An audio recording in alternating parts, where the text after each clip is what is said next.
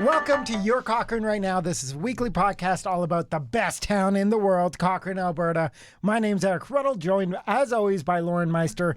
And Lauren, we competed in the Outhouse races. One of the most unique events I'd say Cochrane has. Probably the most unique. If somebody's not from town, I love to lead with that one, right?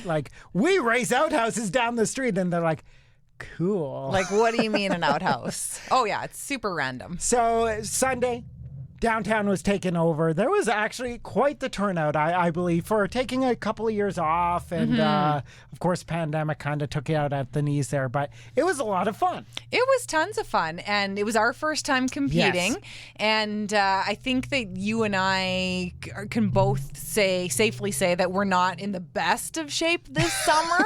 I've kind of taken, a step back from working out every day. We walk lots. Oh, yeah. I hit the trails hard walking. Yeah. So I don't run very often. So, yeah, the running aspect was something that I'm not used to. It wasn't just running. It was sprinting. Oh. The hardest I have probably ran in the past 20 years. Oh, I don't think I've ran, sprinted since the 90s. Yes. And we had two heats, both against the Cochrane RCMP, which, hey, I'm not going to say it was super fair. These guys have to be fast and fit. They're chasing bad guys here in Cochrane, right? Well, to be fair, we don't really have a lot of bad guys in Cochrane, so I don't know how much chasing they do. But I think to be an RCMP officer, they have to be fit, right? Exactly. So I felt like that was a bit of an unfair advantage. We sit at a desk all day. So... And, of course, we went into this race saying, hey, we want to be in it, not necessarily to win, to have something to talk about. We want to talk like we were part of it. And, man, did we get something to talk about, because I was the only person in the entire race to fall on my face. Yeah. And I 100% blame you, because right afterwards you said it was your fault. So, this is how it's going. I didn't say it was my fault that you said fell. It was your fault. We were running. It's the first heat against Cochrane RCMP, and we are going. We were using Cochrane Toyota's outhouse because we don't know how to build our own. Thank you, Toyota. Yes, thank you, Toyota. And theirs is well built. This thing's made to win. It's nice and light. It's very aerodynamic. Yeah. It was great. It's you and me in the front. Candace Davies in the actual outhouse. Connor, the intern, on the back, and Candace's son, who we pulled in last minute, who was not too impressed. He's a cool teenager. We're like, come on, be center of attention. Come run with us. So we are against the RCMP, and the thing goes, and we go. And we are keeping up. This is an actual race. Oh, it was neck and neck. And we hit that corner, and we come back, and we are neck and neck.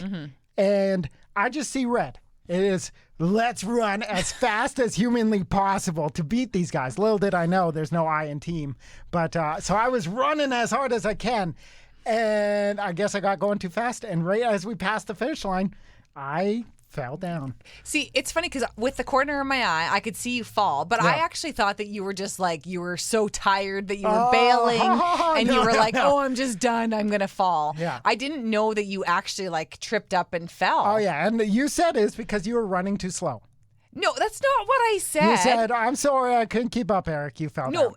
I was concerned because you were going so fast, and I was like, that is going to happen to me because you were making me go so fast. We lost by 1 second. Well, my legs couldn't keep up. I felt like I was going pretty fast. You were, just not fast enough. Just not fast enough. Keep in mind, it's been longer since I was in track and field since you were in track and field. So I'm a few years older than you. The best part of this story is we crossed the finish line before I biffed it and I destroyed my legs. But your husband and your children were right there on the finish line, getting photos, getting videos. Yeah. He was there getting content. Well, yeah. And he didn't get a video of me eating it because he was protecting your children from me. I know. Just because I went flying. I lost all control, and I like to think he was going to catch me, but he missed. Well, and it's funny because the first thing I did was I instantly went to grab my phone, and I'm like, okay, there's got to be some good video. There's got to be some good photos here of Eric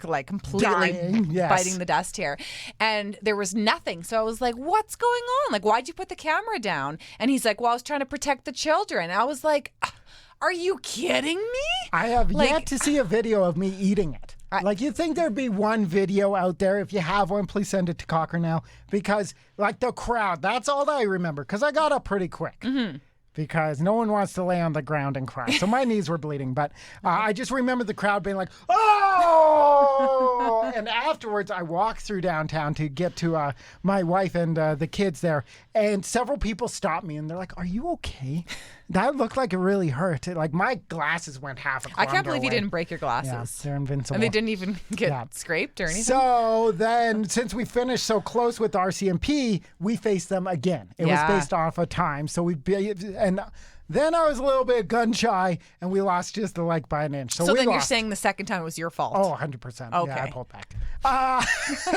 GM ended up winning the whole thing. Yeah. They didn't have the most outhouse out there. They had a really cool, it looked like a bobsled, or I don't even know what it was. It was fast. But we were talking about, like, strategically, they had really an advantage because they had 4 people who were all equally pushing at the same time. So, you know, I don't know. Losers? Yeah. 100%.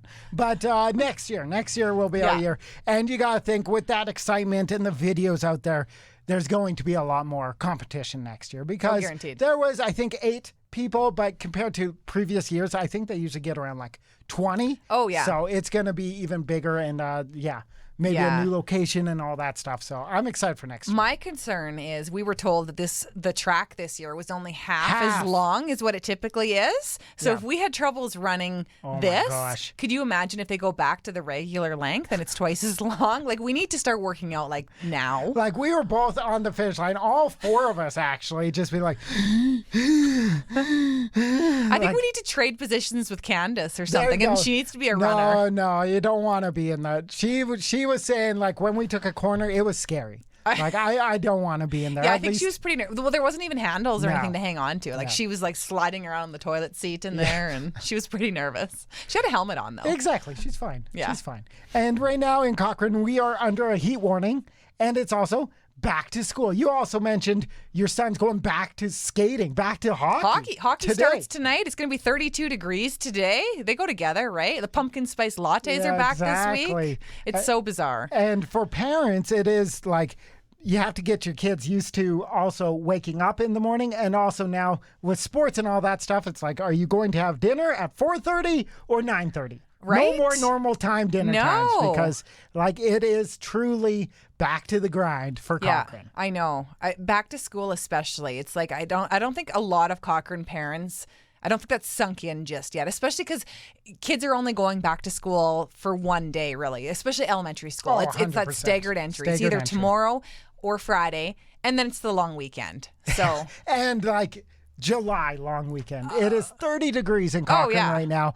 You got to imagine, will all the kids be there? Especially if it's a Friday entry, like, hey, we could go to the lake, we could go to the cabin, we could go camping, tenting one last time. Or you could go to the first day of class and like 100% no. Yeah. I'm going to guess that like 40% of parents are not sending their 40%. Kids. That's my number. Wow. I'm totally just making that up, exactly. But there's going to be a ton of parents not sending their kids to school. Guaranteed. Guaranteed. Yeah. It's way too nice. If it was pouring rain, I bet you it'd be blasting out but there. People are going to, like, especially because we had a slow start to summer starting here in Cochrane, so people are going to be enjoying this, rightfully so, and school can start next week. We don't need to worry about it right now. I know, and so school buses will be back in effect, and also now we could use our own busing system to get to the city. Mm-hmm. Did you see this week? On it, teamed up with Colt and Southland and all that stuff, and you can now get from Cochrane to downtown Calgary and Brentwood, which is just mind-blowing to me. Like, we finally have a transit system. You know, it's mind-blowing in the sense that, like, how is it 2022 and we just have this now? I know I shouldn't be saying that because we should just be grateful that we have this now. 100%. But you think about, like, I've traveled quite a bit to like European countries and like they've had public transit that gets you everywhere for years and years and years and years. So it's crazy that we haven't had this, but it's so nice now that we do. And how can we expand? Because there's like way more things that we need. Oh yeah, and like all my buddies who work in the city, it's not even the gas that gets them down; it's the parking. Oh, like downtown Calgary parking is sometimes $50+ a day. It's crazy. Insanity. So now if you could hop on the bus, even just get to Brentwood and then C-train to wherever you go, I think it's just going to open up a lot of opportunities, not just for the workers, but teens can now, maybe they're into higher end sports or anything like that. They can now get into the city. Or just want to go to the city to do a day of shopping with their friends. Man, right? So cool. In high school? Up, we debated walking along the 1A just to go to Calgary for once, right? It's just like, that would have been a bit crazy. Let's walk it. Yeah. But now you could just jump on the bus and all that stuff. Jump on the bus, It's really, really cool. Yeah, that'd be amazing. And one thing that always catches me off guard is Cochrane's Stampede time isn't during like Calgary Stampede time in July. It is truly Labor Day. Mm-hmm. We have pancake breakfasts out the wazoo. I think there's 3, 4 going There's on. quite a few kicking off starting Friday morning. Yeah, the Activettes I saw, a couple of the churches I saw, the Lions are doing it. Like, if you love pancakes, this is the time just to... And the rodeo's going on, and the parade's going on, and your Western gear. We got to dust off those cowboy boots once again and put that all on again. Do you think the parade is the biggest event in Cochrane? Oh, well, it's hard because the last couple of years we haven't had all the big events. So it's a toss-up between the parade. Jump to like 2018 Cochrane, right? It's a toss-up between the parade and Cochrane Light Up. What do you think? Well, you got to think probably... the light up's bigger just because like we fill those streets in prior years. We fill those streets and the parade is filled, but like only the side streets. Like I've been to light up before where it's shoulder to shoulder in minus 40 weather. Oh yeah.